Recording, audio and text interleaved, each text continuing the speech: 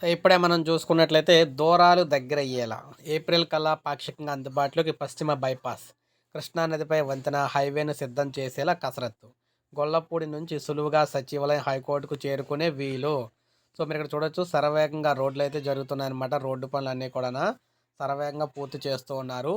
వీటికి సంబంధించి విజయవాడ రాజధాని ప్రాంతానికి కీలకమైన పశ్చిమ బైపాస్ కొంత భాగం పాక్షికంగా ఏప్రిల్ కల్లా అందుబాటులోకి రాబోతుంది. ఇప్పటికే సంక్రాంతి సమయంలో హైదరాబాద్ విజయవాడ హైవేలో వచ్చి ఏలూరు వైపు వెళ్లే వాహనాలను విజయవాడలోకి రాకుండా గొల్లపూడి నుంచి చిన్న అవుటుపల్లి మీదుగా మళ్లించారు. తాజాగా గొల్లపూడి నుంచి కృష్ణానది మీదుగా రాజధాని వైపు 7 కిలోమీటర్ల మేర రాకపోకలు ఏప్రిల్ నుంచి అనుమతించేందుకు కసరత్తు చేస్తున్నారు. దీనివల్ల ఇబ్రహీంపట్నం గొల్లపూడి వైపు నుంచి రాజధాని వైపు రాకపోకలు సాగించేందుకు దగ్గరదారి అందుబాటులోకి వచ్చినట్లు అవుతుంది. కోల్కతా చెన్నై జాతీయ రహదారిలో చిన్నవుటిపల్లి గొల్లపూడి కాజా మధ్య విజయవాడ పశ్చిమ బైపాస్ నిర్మాణం చేపట్టారన్నమాట. ఇందులో చిన్నవుటిపల్లి గొల్లపూడి మధ్య 30 కిలోమీటర్ల దూరం పూర్తయింది. 3 చోట్ల హైటెన్షన్ విద్యుత్ తీగల మార్పు పనులు పెండింగ్లో ఉన్నాయి. ఇప్పుడు గొల్లపూడి కాజా ప్యాకేజీలో పాక్షికంగా 7 కిలోమీటర్ల అందుబాటులోకి వచ్చింది. వంతెన 4 కిలోమీటర్ల రహదారి అయితే ఉండబోతుంది అనమాట.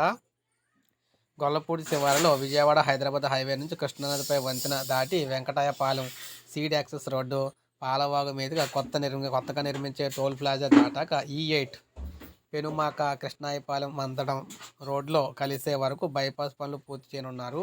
అంటే 3.12 కిలోమీటర్ల మేర వంతెన, 4 కిలోమీటర్ల మేర 6 వరుసల రహదారిని అందుబాటులోకి తీసుకురానున్నారు. దీనివల్ల హైదరాబాద్ ఇబ్రహీంపట్నం గొల్లపూడి వైపు నుంచి సులువుగా రాజధాని ప్రాంతానికి రాకపోకలు సాగించవచ్చు. ప్రస్తుతం గొల్లపూడి స్వాతి థియేటర్ సెంటర్, దుర్గమ్మ ఆలయము, ప్రకాశం బ్యారేజీ, కరకట్ట మీదుగా మంతెన సత్యనారాయణరాజు ఆశ్రమం వద్ద నుంచి సీడ్ యాక్సెస్ రోడ్డుకి రాకపోకలు సాగిస్తున్నారు.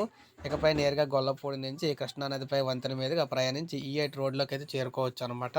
దీనివల్ల 10 కిలోమీటర్ల మార్గం అయితే తగ్గుతుంది. అప్పటి వరకు కూడా ఆగకుండా. సో, మొత్తంగా ఏదేమైనా సరే రోడ్లు విస్తారంగా దూరం తగ్గించే విధంగా ఏపీలో రోడ్లు అయితే నిర్మాణం సాగుతుంది. సో, ఇది మనకు అప్డేట్. ఒక లైక్ చేయండి, సబ్స్క్రైబ్ చేసుకోండి. మన ఛానల్ సబ్స్క్రైబ్ చేసుకోండి.